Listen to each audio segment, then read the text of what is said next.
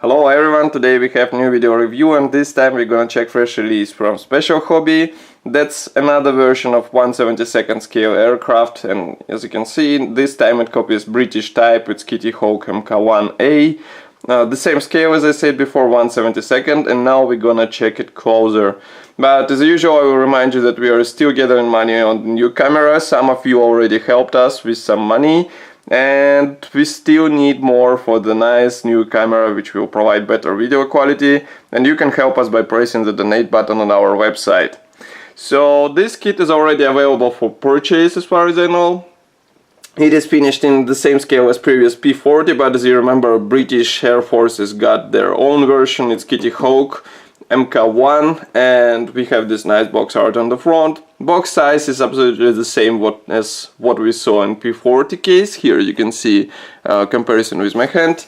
On the side we have information that it's made in Czech Republic, and here we have information that it's not suitable for modelers below or younger than 15 years. Now let's open it. It's a top opening box. And on the top of the box we have assembly manual, then we have all plastic sprues packed together with decal sheet and transparent sprue. But first we will check assembly manual. Here it is. It is nice brochure printed in color. We have short history note in Czech and English.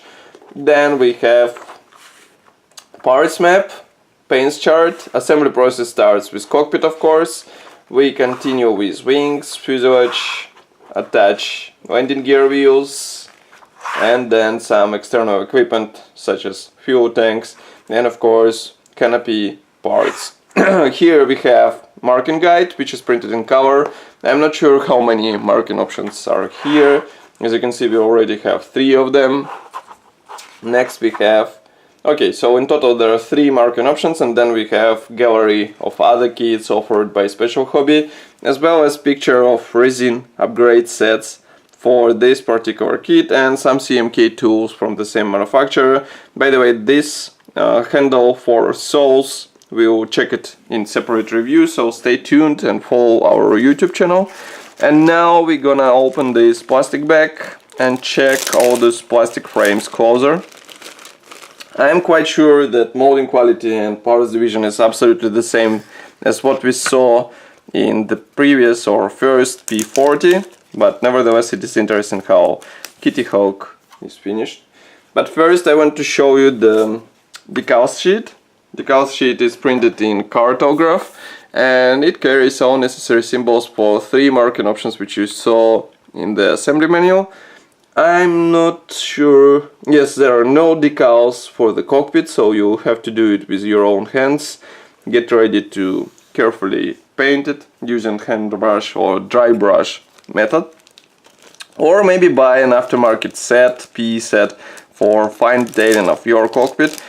But even out of the box version should look good, because that's 1/72nd scale, so cockpit will be barely visible. But of course nobody stops you from opening it and exposing to the viewer. Next we have transparent sprue. This one is packed into the separate plastic bag. Here we have all necessary parts for the canopy and target side. Of course you will be able to replicate open canopy on your aircraft, and I think the molding quality is nice, but you have to buy masks, and as far as I know Eduard is already producing masks for this particular kit, so don't waste your time and order it directly from them. Next we have grey plastic sprue. This one is dedicated to wing parts and fuselage halves. As you can see, parts division is quite typical, but note that tail segment is present only on the left half, while the right one is molded without it. Then we have top cowling section in place, so you will have to deal with seam between those parts.